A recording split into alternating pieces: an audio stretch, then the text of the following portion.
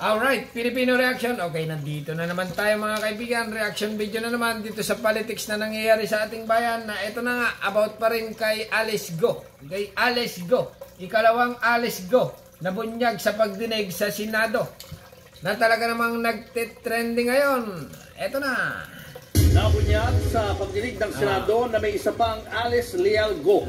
Hinala tuloy ng isang senador, nagnakaw lang ng pagkakakilanlan si Bamban Mayor Alice Go. Nasa frontline ng balitang yan si Mean Los Baños. Ayan mga kaibigan, hinala ng ilang senador na si Alice Go ay nagnakaw lang ng pagkatao.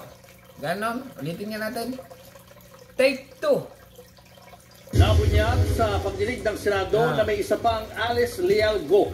Hinala tuloy ng isang senador, nagnakaw lang ng pagkakakilanlan si Bamban Mayor Alice Go. Nasa frontline ng balitang yan si Mean Los Baños. Dalawang Alice Leal Go pero magkaibang itsura. Yan ang ipinresenta ni Senator Risa Ontiveros sa pagpapatuloy ng pagdinig ng Senado tungkol sa nirid na Bamban Pogo Hub. Ang nasa kaliwa ay ang alkalde ng Bamban Tarlac. Habang kapangalan naman niya, ang isa pero ibang-iba ang kanilang mukha. Galing ang mga impormasyong ito sa kanilang mismong NBI clearance. Parehas din ang birthday ng isang Alice Leal Go sa idineklarang birthday ni Mayor Go sa kanyang dokumento na July 12, 1986. Nako, ay ito na mga kaibigan. Kumpirmado na ito nga ay nagnakaw. Okay? Sigurado na ito. Kasi nga ang NBI mga kaibigan ay hindi nagsisinungaling yan. Continue lang. Kapwa rin sila ipinanganak sa Tarlac. Has Guo Haping assumed the identity of a Filipino woman?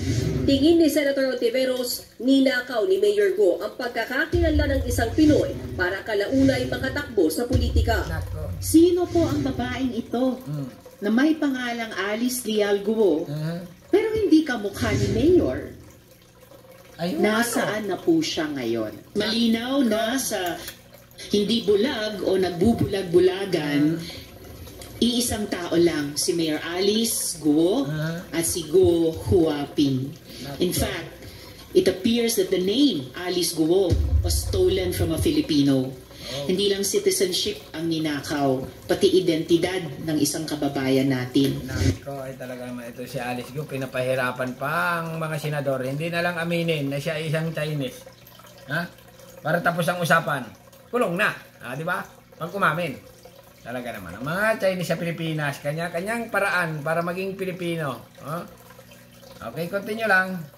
Ito pa mga kaibigan, hindi lang daw si Alice Go ang may identity ng Chinese na mayor or nasa politiko ngayon.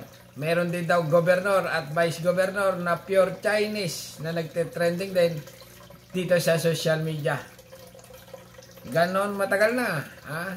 Matagal ng panahon na sila ay mga Chinese na talaga namang politikong-politiko na sa Pilipinas. Feel nila na sila nga ay Pilipino na. Pinabalik lang tayo dito kay Alice Go. Ikalawang Alice Leal Go. Yung nito kanina. Ito. Ayan Kamukha ni Kamukha ni Bianca Bianca King. Kamukha lang yung artista na maganda. Pero Pinay yun. Talaga namang kamukha lang. Balik tayo. Ulitin natin. Okay, continue. It appears that the name Alice Guo was stolen from a Filipino. Hindi lang citizenship ang ninakaw, pati identidad ng isang kababayan natin. Nako, ay Diyos mio, Mariman. Talaga naman, nakakagigil na ito si Alice Go na ito. Pinapahirapan talaga ang mga marites. Ayon kay NBI Regional Director Jerry Abiera, para makakuha ng NBI clearance ay bagong NBI ito Bagong NBI yata ito. Kailangang personal na magpunta sa kanilang tanggapan ng isang aplikante. Kaya lumalabas na dalawang Alice Go ang kumuha at na-issuehan ng NBI clearance. Ay, oo nga. Kasi nga, pag kumuha ka ng NBI, personal yan napupunta ka dyan. Kasi nga, igaganong ka. Ay, di alam yan. Na may tab mark. Okay? Itong dalawa. Pero kung ibang pagkataon nito, naku, talaga namang magulo. Continue lang. Ang mas maganda, determine natin dahil yung fingerprint, Yun nga yung fingerprint. Tabard. Fingerprint talaga, kita yan, magkakaiba talaga yan para ma-determine natin whether or not yung tao na yan at saka yung si Mayor ay magkaiba. Pero, sir, nag-aalala din. Kasi pag parehas ang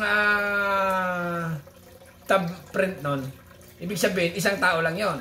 Pero pag magkaiba, ay di magkaiwalay. Magkaiba.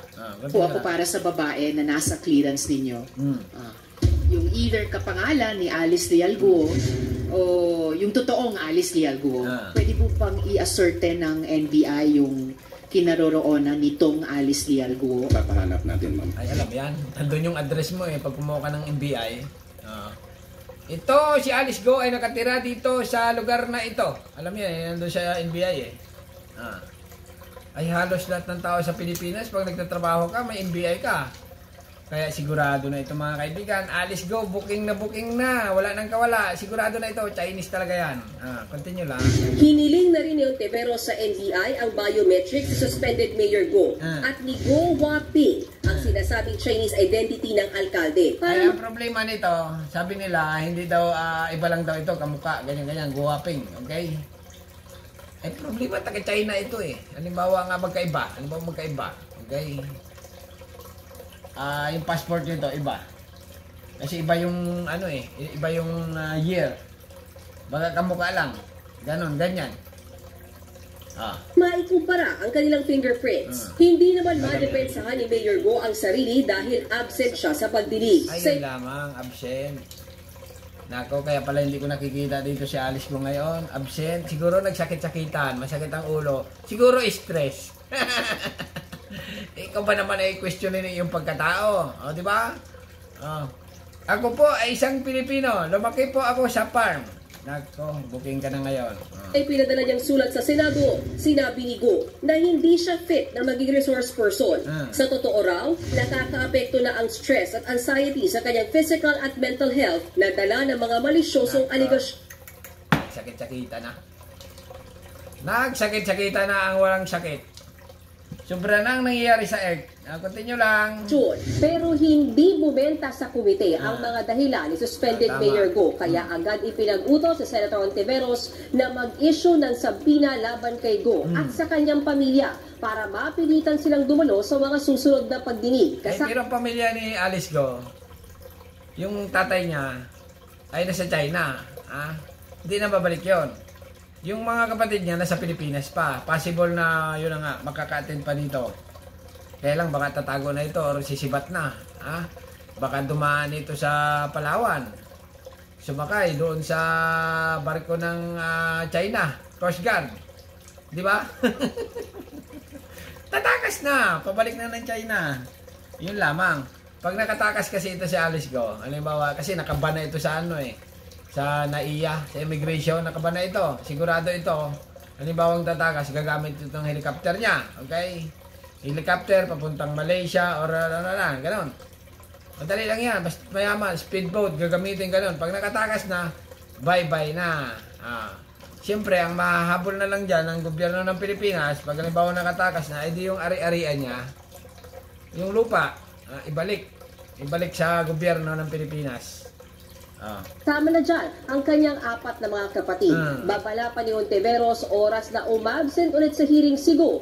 Ipapakontempt niya na ito. Nako. Bagamat absent, tuloy ang pag-uungkat sa pagkatao ni Mayor Go at sa kanya umanong koneksyon sa ilang Pogo operations sa bansa. May ilang ebidensya raw na konektado ang Pogo sa Bamban Tarlac sa nirating Pogo Hub sa Porac, Pampanga. Nako, ito pa isa pampurak na ito. Bakit yung mayor dyan ay hindi alam daw? Okay? Na ganyan-ganyan doon sa Porac, may mga pogo-pogo daw na nag-ooperate. Talaga naman ang Pilipinas. Continue lang. Mayor Alice certainly likes having friends in high places. Hindi po basta-basta ang mga kaibigan niya. Considering that this woman is... Nako, ay best friend niya si si Alice Go. Sa may picture mga kaibigan. Best friend niya si X. Yun lamang. now charged with qualified human trafficking. it is imperative that her links and networks are fully investigated. Samantala, inendorso na ng Philippine Statistics Authority sa Office of Solicitor General na ipakansila ang Certificate of Live Birth ni Mayor Go. Oras na mangyari ito, magiging dagdag na ebidensya raw ito sa co-warrant to case laban sa alkalde. Posible rin siyang maipa-deport. Pwedeng sisirain ng pangalan. Ayun lang pag napadeport. Ito ang matindi. Si Senador Lito Lapid, mga kaibigan, pakinggan natin. Present din sa pagdinig si Senator Lito Lapid na itinangging siya ang may-ari ng 10 ektaryang Lucky South 99 Pogo Hub sa Porac, Pampanga na kanyang probinsya. Kaya po ako naghahamon dito. Kung ako napatunayan nilang kasali ako dyan, pwede ako mag-resign bilang senador. Ay, ibig sabihin, senador, wala kang kasalanan or wala, hindi iyo yung lupa na sa Pampanga na tulad na sinabi ni ano ba yon? Ni Kausing, Toto Kausing ba yon? Sabi, ikaw daw yung may-ari ng lupa. Ha? Hindi. Dahil hindi ko po papayagan na masisira ang pangalan ko rito. Magkakaroon pa ng pagdinig ang Senado sa mga susunod na araw. Nagbabalita mula sa Frontline, Mean Los Baños, News 5. Ikaw ay talaga naman. Si Alice Go, pinapahirapan ang Senado. Ayaw pa aminin na siya ay Chinese. Kasi nga, pag umamin nga talaga ito, ay shoot sa balde. Okay? Kaya lang, ipapadeport sa China kung halimbawang alam na. Yun lamang.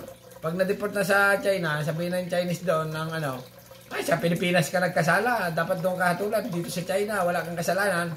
Laya ka dito. Yun lamang. Alright? Okay, anong masasabi niyo mga kaibigan dito sa trending ngayon na ito na nga si Alice Go. Ikalawang Alice Leal Go na bunyag na sa Senado. Okay? Alice Go, nasaan ka man, umamin ka na. Okay, hanggang dito. Subscribe channel. Don't forget comment. Bye, thank you.